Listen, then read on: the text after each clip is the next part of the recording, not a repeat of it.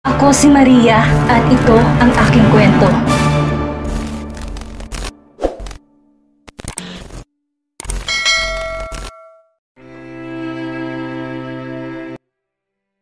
Ana, POV. Nakakapanibago, hindi kasi ako sanay. Pero kahit pa nakakapanibago ay alam ko na masasanay din ako dito. Isang buwan na kaming nandito sa US. Si T naman ay walang nagbago sa kanya. Nakikita ko na okay naman siya. Sa totoo lang ay sobrang nag-aalala talaga ako sa kanya. Dahil nga sa mga nangyari noon, bago kami pumunta dito. Noong paalis kasi kami ay nakatanggap kami ng balita na wala na si Christina. Nagpakamatay ito sa loob ng kulungan. Nakakalungkot lang na hindi man lang niya binigyan ng pagkakataon ang sarili niya na magbago. Hindi man lang niya binigyan ng pagkakataon na kausapin ang anak niya. Talagang namatay siya na wala pa rin siyang pakialam kay Tin. Sa totoo lang ay mas nalungkot pa ako kaysa sa anak ko. Nakaramdam din kasi ako ng galit sa kanya. Pero kasi wala na siya, patay na. Gusto ko pa rin kasi na maging maayos sila kahit pa masama ang ginawa ni Christina. Kahit man lang humingi siya ng tawad sa anak niya. Kaya siguro mas pinili ni Tin na hindi na ito puntahan dahil nararamdaman niya na wala naman itong pakialam sa kanya. Ang lalim na naman ng iniisip mo, sabi sa akin ng asawa ko. Hindi ko kasi maiwasan, love. Sa tingin mo, okay lang kaya talaga si Tin? Tanong ko sa asawa ko. Paano ba siya sumagot kapag kausap mo siya? Okay naman, lagi siyang nakangiti. Lagi siyang masaya. Kaya lang nag-aalalan talaga ako na baka kasi tinatago niya lang ang lungkot na nararamdaman niya. Sabi ko kay Colton. Sa tingin ko naman ay okay lang naman siya, love. Alam ko na magsasabi siya sa atin kapag hindi siya okay. Sabi pa ng asawa ko. Tama ka, love. Kailangan ko lang maniwala sa kanya na okay lang siya. Mommy, wag ka po na mag-isip ng kung ano-ano dahil okay lang po ako. Kung iniisip mo na malungkot ako, hindi po, masaya po ako dito. Masaya po ako nakasama ko kayo ni Daddy. Kalimutan na po natin ang iba. Ang sabi mo nga po, dapat maging masaya tayo palagi. Na dapat magsimula na po tayo ng panibagong buhay. Kaya nga po tayo pumunta dito para po makalayo tayo sa kanila, hindi ba? Nagulat ako dahil nasa malapit lang palang anak namin. At narinig niya ang pinag-uusapan namin ng daddy niya. Bigla na lang akong nahiya dahil ako lang palang nag-aalala sa aming dalawa. Sorry po baby, hindi na po mauulit, nakangiti na sabi ko sa kanya. Wala po akong pakialam sa ibang tao dahil kayo lang po ang pamilya ko. Lalabas na si baby at malapit na po yun, mas masaya po yun, sabi niya sa akin. Come here baby, sabi ko sa kanya. Nang lumapit siya sa akin ay niyakap ko siya. Mahal na mahal po kasi kita kaya nag-aalala po ako, sabi ko sa kanya. Thank you po mommy. Promise po, cross my heart. Okay na okay po talaga ako, sabi niya sa akin at niyakap niya ako.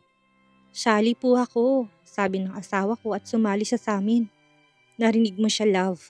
Huwag ka na mag-alala, sabi niya sa akin. Opo, masanay na kayo sa akin lalo na't nanay na. Natatawa na sabi ko at tumawa rin sila. Habang tumatagal ay unti-unti nang akong nasasanay dito sa US. Ang bilis nga ng mga araw eh. Hindi naman pala ganun kahirap ang buhay dito. Maginhawa rin naman tulad ng nasa Pilipinas pa ako.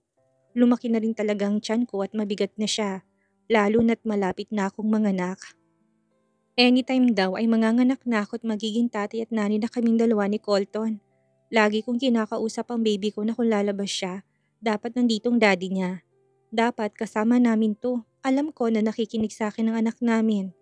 Ang asawa ko naman lagi na rin nandito sa bahay. Excited na si mommy na makita ka. Huwag mo sana akong pahirapan ha? Sabi ko sa kanya. Nararamdaman ko na sumipa siya kaya napangiti ako dahil responsive talaga ang baby ko. Ganito siya lagi at lagi rin naman ako nagugulat sa kanya tuwing sinisipa niya ako. Pero ang sabi naman ni Doc ay normal ito dahil mas okay na palagi itong gumagalaw. May mga cases kasi na mawawala ng heartbeat ang baby kaya akala ng iba ay normal lang kapag hindi magalaw. Yun pala wala na tong buhay sa loob. Kaya nagpapasalamat ako sa anak ko kasi alam niya kung paano gawing panatag ang lahat sa akin. Tumayo na ako dahil bala ko na magluto ng merienda namin ni Tin pero nagulat ako dahil may bigla na lang sumabog na tubig simula sa akin. Ang alam ko kasi ay hindi naman ako naiihi. Colton, tawag ko sa asawa ko.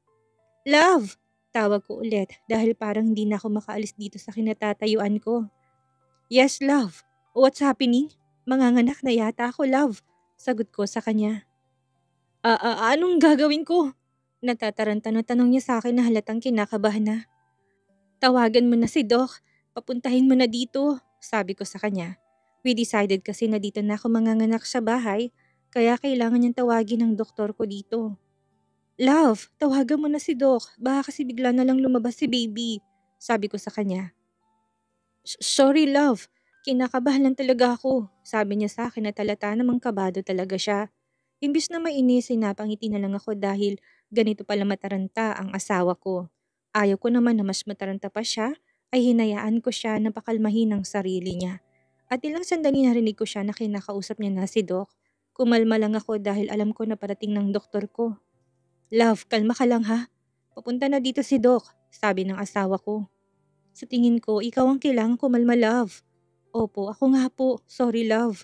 Sobrang excited lang ako at natatakot ako na baka masaktan ka, sabi niya sa akin. Wala tayong choice. Alam ko na masasaktan talaga. Oh my gosh! Parang may lalabas na, love. Anong gagawin natin? Tanong ko sa kanya dahil may naramdaman akong parang lalabas. Kaunting kirot lang naman siya.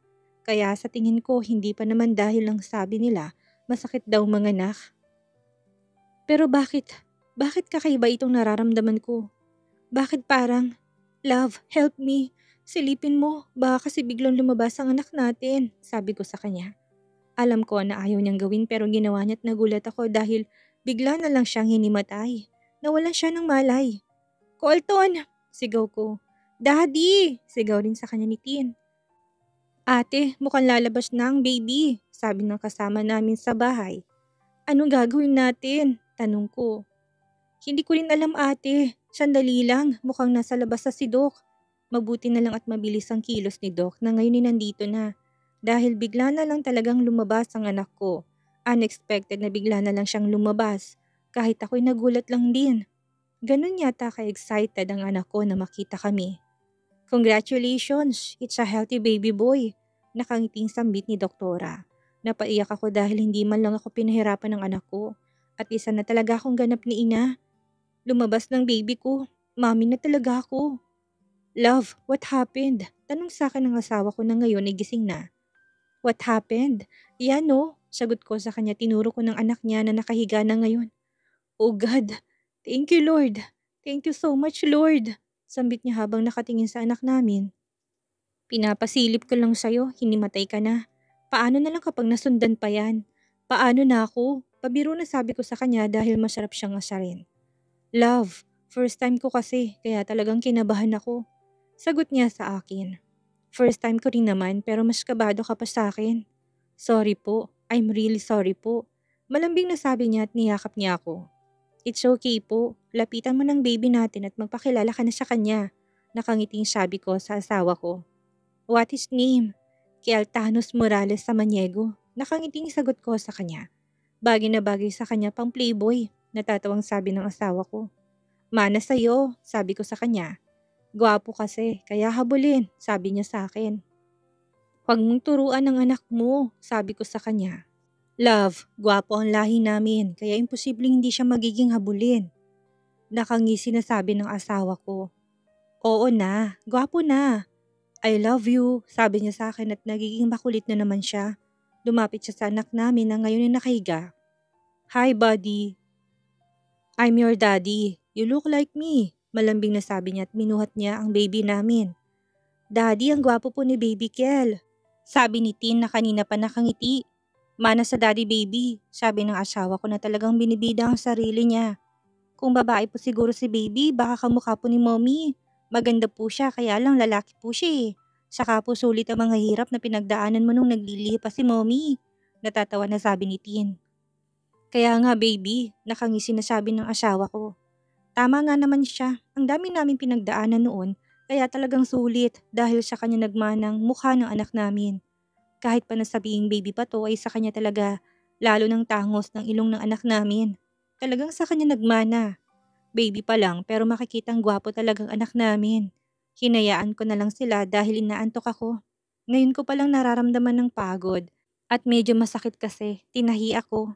Parang panaginip pero totoong nanganak ako. Nanganak ng walang kahirap-hirap dahil nakatayo pa ako. Mabuti na lang talaga at walang nangyari sa anak namin. Pumikit na ako at hinayaan kong sarili ko na tangayin ng antok. Nagising ako na nasa tabi ko ng asawa ko. At ang baby namin ay mahimbing din na natutulog. Wala talagang paglagyan ng saya sa puso ko ngayon. Ang saya lang na makitang healthy ang baby namin.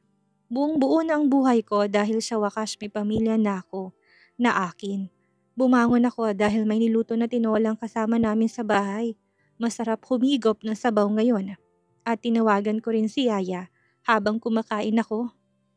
Ang dami niyang paalala sa akin. Masaya ako na makitang masaya siya para sa akin. Kung may isang tao na laging masaya sa lahat na nangyayari sa buhay ko, ay ang yaya ko ito. Siyang pinaka-the best sa lahat ng tao. Sana lang talaga pumayag na siya na pumunta dito sa amin para magbakasyon. Gusto ko kasi na makapunta rin siya dito sa amin. After naming mag-uusap ay nagising ang anak ko. Kaya naman lumapit ako sa kanya at binuhat ko siya. Sa totoo lang inahirapan pa akong padedehin siya. Hindi ko pa kasi alam at ang sakit, masakit ang pagsipsip niya sa nipple ko. Parang naiiyak na talaga ako dahil ang sakit niya. Love, are you okay? Tanong sa akin ng asawa ko. I'm okay, nasasaktan lang ako dahil hindi pa naman ako sanay. Sabi ko sa kanya. Sorry love. Wala akong. Love, it's okay. Ganito lang talaga dahil hindi tayo sanay. Naninibago pa tayo. Pagdadaanan natin to at alam ko na kaya natin, sabi ko sa kanya. Opo, alam ko. Kaya lang kasi parang palpak ako. Parang wala akong silbi, sabi niya sa akin. Huwag mong sabihin yan. Dapat masaya lang tayo ngayon. Enjoy natin ang mga changes na mangyayari sa buhay natin. Magiging mahirap pero alam ko na kaya natin to. Nakangiti na sabi ko sa kanya. Para sa akin ay magiging mahirap sa umpisa pero alam ko naman na magiging sulit ang lahat ng pag-a-adjust at mga hirap na gagawin namin para sa anak namin. Magiging worth it ang lahat ng ito at hindi ito masasayang. I love you, love. Malambing na sabi ng asawa ko sa akin. Mahal din kita, kaya natin to. Huwag kang panghinaan ng loob dahil hindi kasi Colton kung ganyan ka. Magaling ka nga sa kama, kaya dapat na napanindigan mong pagiging magaling mo. Sabi ko sa kanya na may kasamang biro. Opo, sorry po. Kumain ka na dahil ikaw ang magbabantay sa baby natin. Natatawa na sabi ko. Opo, ako po. Kaya natin to. Magtutulungan tayong dalawa. Sabi niya sa akin na tinalikan niya ako sa noo bago siya lumabas para kumain. Ako naman hinayaan kong baby na dumedi sa akin. Pilit ko na tinitiis ang hapding nararamdaman ko. Mahapdi kasi talaga siya pero kaya ko to. Kayang-kaya ko to. Pinagmamasdan kong anak ko na ang cute niya. Ang liit niya, ang bango niya. Sobrang bango niya at nakakagigil siya. Ganito pala kapag isang mommy ka na. Panay amoy ka na sa anak mo, nakakagigil kasi talagang amoy niya. Baby, sorry kung panay amoy si mommy. Ang bango mo kasi. Kausap ko sa kanya. Thank you dahil hindi mo ko pinahirapan. Mahal na mahal kita anak ko. Aalagaan at mamahalin ka ni mommy. Kami ni daddy at ate Tin mo. Sana lumaki ka na maging mabuting bata tulad ni Tin. Kausap ko sa anak ko. Colton POV. Ilang araw na akong puyat. Pero okay lang. Ang mahalaga natutulungan ko ang asawa ko. Gusto kong bumawi sa paraan na alam ko. Alam ko na maraming sakripisyo at hirap ang pinagdaanan ng asawa ko. Sobrang nagpapasalamat ako dahil hindi siya nahirapang manganak. Nakakahiya talagang hinimatay ako sa araw ng panganganak niya. Hindi ko talaga kasi napigilan ang sarili ko. Talagang sobrang kinakabahan ako noon. Natataranta na ako tapos bigla pa niya akong inutusan na silipin ko pa kaya talagang hindi ko na kinayang kaba ko. Malakas ang tiwala ko sa sarili ko. Masyado akong mayabang pero nang manganak ang asawa ko ay naglahong lahat ng yabang ko sa katawan dahil naging duwag ako. Dito lang ako titiklop, sa asawa ko lang at sa bagong buhay ko. Mabuti na lang din ngayon na nandito si mommy. Binisita niya kami dahil nais niyang makitang apo niya. Kitang-kita kong saya sa mga mukha ng parents ko. Matagal na kasi nilang gusto na magkaroon ng apo mula sa akin. Kahit pa mabait at tanggap nila si Tin, ay alam ko na iba pa rin kapag gusto nila na mula talaga sa akin ang magiging apo nila. Noon ay ibang-iba ang buhay ko. Kahit pa dumating na si Tin sa buhay ko, wala namang nagbago. Pero biglang nagbagong lahat nang dumating na sa buhay ko si Ana. Nang makalapit na ako ng tuluyan sa kanya, ay sinabi ko na sa sarili ko na magseseryoso na talaga ako. Dahil ibinigay ko na sa akin ng Panginoon ng babaeng mahal ko. Kung noon ay nakatanaw lang ako sa kanya sa malayo, ngayon ay abot kamay ko na siya. Malayo ko siyang nakakasama. Malaya ko nahawakan ng kamay niya. Malayang nahalikan at niyayakap. Lahat ng pangarap ko ay natupad. Noon talaga'y nawalan na ako ng pag-asa sa kanya pero hindi ko rin maiwasang hindi ngumiti kapag naalala ko mga panahon na lihim ko lang siyang pinagmamasdan mula sa malayo. Flashback. Nainip ako dahil kanina pa hindi umuusad ang kotse, na-stuck ako sa traffic. Kakauwi ko lang galing sa US, kaya minsan talaga, naiinis ako kapag ganitong bubungad sa akin. Pagod na nga ako sa biyahe, pagod pa ako sa traffic. Kahit pa nagpasundo ako sa driver namin ni mommy, ay talagang nainip ako habang nakaupo ako dito sa may backseat. Sa sobrang pagkainip ko, ay tumingin na lang ako sa labas ng bintana. At sa hindi inasahang pagkakataon ay may isang babae ako nakita. Sa tingin ko ay college student siya dahil sa uniform na suot niya. May isang university kasi dito banda sa lugar kung saan sobrang traffic. May ginagawa na naman kasi sa daanan. Parang hindi na matapos-tapos ang pagbubungkal nila sa kalsada. Nakatuon pa rin sa babae ang atensyon ko. Simple lang siya pero ang ganda niya. Marami na ako nakadate ng mga babae pero itong unang best na hindi ko maintindihan ang sarili ko. Nahirapan akong alisin ang mga mata ko sa kanya. Nakatitig lang ako at nakasunod ako sa bawat galaw niya hanggang sa lumapit siya sa mga nagtitinda ng street food. Kung hindi ako nagkakamali, ay fishball at kikiam yata ang binili niya. Hindi ko talaga maintindihan ang sarili ko kung bakit gandang-ganda ako sa kanya habang kumakain siya. Ang inosente ng mukha niya. Fuck, napamura ako nang wala sa oras dahil bakit ako biglang naging interesado sa isang college student? Sorry po boss, hindi ko alam na sobrang traffic po pala dito. Narinig ko na sabi sa akin ng driver ko. I'm good, don't mind me. Sabi ko sa kanya. Ewan ko ba kung bakit ako biglang natuwa. Na dito kami dumaan, sa tingin ko inubos lang ng babaeng to ang kinakain niya, tuuwi na rin siya. Nakita ko siya na sumakay sa jeep kaya bigla na lang akong nalungkot dahil nag-e-enjoy pa ako habang nakatingin ako sa kanya. Sayang, sabi ko pero hinayaan ko na lang dahil nagandahan lang siguro ako sa kanya. After isang oras na stuck sa traffic ay nakarating na ako sa bahay namin. Sa bahay ng parents ko. Talagang masaya sila para sa akin dahil nga umuwi ako. Lagi kasi akong tamad na umuwi dito sa Pilipinas kaya talagang masaya ang mommy ko kapag sinisipag ako. I miss you baby ko. Malambing na bati ko kay Tin. Dahil miss ko na talaga siya. Para sa akin ay anak ko si Tin. Tunay na anak ko. Legally ampun ko siya dahil iniwan na lang siya noon ng mommy niya sa tapat ng kondo ko. At ngayon ay kaka 3 years old lang niya. Si mommy ang nag-alaga sa kanya at minsan naman ay kasama siya sa US kapag babalik ako doon. Para sa akin ay blessing siya at wala akong pakialam sa sasabihin ng iba sa akin. Kahit pa naging ex kong mommy niya na siya ring matalik kong kaibigan noon. Hindi ko pwedeng pabayaan ng batang ito dahil hindi naman niya kasalanan ng mommy niya. Labas siya sa kahit na anong ginawa ni Christina. Pero umaasa ko na darating ang araw na matatanggap niyang anak niya. Hindi ko ibibigay pero sana lang humingi siya ng tawad sa pag-abandon na dyan kay Tin. Bala ko na kapag malaki na siya, idadalhin ko na siya sa US para doon na kaming dalawa at para hindi na rin mahirapan ng mommy ko sa pag-alaga sa kanya. Ang sabi ko kasi ay kumuha kami ng yaya pero ayaw naman niya. Mas gusto raw niya na siyang mag-aalaga dahil gusto niya ng apo at dapat daw bigyan ko na siya. Kailan ka bang mag-aasawa? Tanong sa akin ni mommy. Mom, hindi ko pa po alam. Sagot ko sa kanya. Yan na lang ang lagi mong sagot sa akin. Hayaan mo kapag may nakilala kong babae na gusto mong maging ina ng mga magiging anak ko, ay pakakasalan ko kaagad. Nakangisi na sabi ko sa kanya. Nasa wastong gulang ka na, kaya dapat talaga na mag-aasawa ka na, sabi niya sa akin. Hayaan mo mom, mag-aasawa ko. Nakangisi na sabi ko sa kanya. Dapat lang, pero piliin mo naman yung maayos dahil sa narinig ko mula sa kanya, hindi na mawala sa isipan kong college student na nakita ko kanina. Bigla na lang ako napangiti nang maalala ko mukha niya. Mukhang araw-araw na ako makikipaglaban sa traffic para lang makita ko siya. Ewan ko ba, pero gusto ko na naman siyang makita bukas. Ano kayang pangalan niya? Tanong ko sa sarili ko habang nakangiti ako na parang ewan. Kung noon ay naiinis ako sa traffic pero ngayon naman ay masaya ako. Masaya ako na lagi na lang ako na-stuck sa traffic. Araw-araw na yata akong dumadaan dito para lang makita ko palagi ang babaeng kinahumalingan ko. Ngayon lang ako natuwa ng ganito. Ngayon lang ako masayang naipit ako sa gitna ng traffic. Ako na nga nagmamaneho ng sasakyan ko para malaya ko siyang nakikita araw-araw. Hindi naman ako nabibigo dahil nakikita ko siya palagi at kabisado ko nang ang oras ng uwi niya. Nakita ko lang siya para na akong tangang nakangiti at kinakausap kong sarili ko. Ang mga hindi ko ginagawa noon, ginagawa ko na ngayon. Gwapo ako. Alam na alam ko yon dahil maraming babae ang naghahabol sa akin pero ito ako ngayon.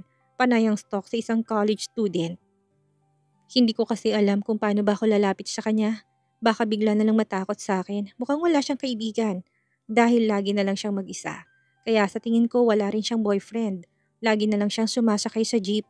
Sa totoo lang ay gusto ko siyang sundan pero hindi ko naman magawa. Ayaw ko ng ganito kaya naman okay na ako na makita siya araw-araw. Wala pa naman ako sa point ng buhay ko na alamin ko lahat sa kanya. Sa ngayon, kontento na ako sa ganito. Ganito na lang muna. Ito na lang muna. Dahil umusad ng mga sasakyan, ay umuwi na ako sa kondo ko. Tumawag ang mga kaibigan ko sa akin na may boys night out kami pero tumanggi ako dahil wala akong balak na uminom ngayon. Gusto ko lang tumambay dito sa kondo ko. May meeting kami ng kaibigan ko na parang kuya ko sa office niya bukas. Kaya wala akong balak na malasing dahil may mga ayusin kami sa business niya.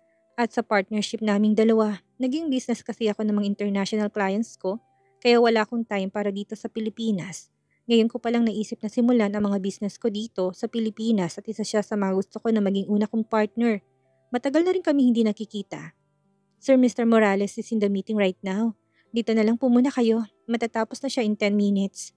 Nakangiting sabi ng sekretary niya. I'm good here, sabi ko sa kanya. Okay sir, do you want some coffee? Water? Juice? I'm good, don't mind me, sabi ko sa kanya. Labas na po muna ako sir. Okay, sabi ko tumupo ako dito sa may couch sa loob ng office niya. Pero nainip ako kaya naman tumayo na ako para tumayo sa may glass wall dito sa office niya. Nakikita ko mula ditong buong city. Sa totoo lang, ay okay pala kapag ganito ang view. Hanggang sa lumingon ako sa table ni kuya at hindi ko inasahang makikita ang mga mata ko. Mas lumapit pa ako sa table niya. Bakit siya nakayakap kay kuya? May relasyon ba silang dalawa? Tanong ko sa sarili ko at mabilis kong kinuha ang picture frame at nakangiti pang babaeng ito habang nakayakap kay kuya. Colton, narinig kong boses ni kuyang kapapasok lang dito sa office niya. Kuya, nakangiting sabi ko sa kanya at binalik ko sa table niyang picture frame. Long time no see, Colton, sabi niya sa akin. It's good to see you again, kuya, sabi ko sa kanya. Masaya ako na makita ka ulit. Kailan ka dumating? Noong nakaraan lang, sagot ko sa kanya. For good na ba yan? Hindi ko pa alam kuya, pero gusto ko na simulan ng branch ng business ko dito. Maganda yan, nakangiting sabi niya sa akin. Sino palang babaeng nasa frame? Hindi ko na mapigilang hindi itanong. Si Ana Sofia, ang inaanak mo. Sana magkita na kayo. Dalagang-dalaga na siya at nag-aaral ng education. Sagot niya sa akin ay kinagulat ko. Siya na si Ana? Nagulat ako pero hindi ko pinahalata sa kanya. Oo, gusto ko sana na siyang humawak ng business ko. Pero alam ko na may pangarap siya. Kaya hinayaan ko na siya na tuparin to. Gusto ko na maging masayang anak ko. Alam ko na may pagkukulang ako sa kanya at kahit sa pagsuporta na lang sa pangarap niya ay magawa ko para sa kanya. Nakangiting sabi niya sa akin. Yeah, you're right. Sabi ko dahil tama nga naman siya. Kung yun ang magpapasaya sa kanya, ayun din ang gagawin ko. Pero bigla na lang ako nakaramdam ng lungkot dahil naging anak siya ng kaibigan ko at ninong niya ako. Kaya dapat tigilan ko na kagad to bago pa lumalim kahit pang totoo naguguluhan pa rin ako. Nag-usap pa kami ni kuya at nag-lunch kami sa labas bago ako bumalik sa kondo ko. Kanina pa ako nakatulala dito at wala akong ganang gumalaw-galaw. Wala akong lakas na gawin ang mga gagawin ko. Hanggang ngayon kasi hindi ko alam kung ano bang mararamdaman ko. Ano ba tong nararamdaman ko? Tanong ko sa sarili ko. I stalk her at kumuha ako ng isang picture niya. I save it at ginawa kong wallpaper niya. Oo, baliw na ako para gawin ko to. Pero ngayon nababaliw na nga ako dahil hindi ko alam kung ano bang gagawin ko para pigilan ang sarili ko na tigilan na siya. Mabilis kong binura ang picture niya para hindi ko na to nakikita. Fuck, I need to think. I need to unwind para makapag-isip ako ng maayos. Dahil hindi maaari itong iniisip ko. Inaanak mo siya, Colton? Inaanak mo.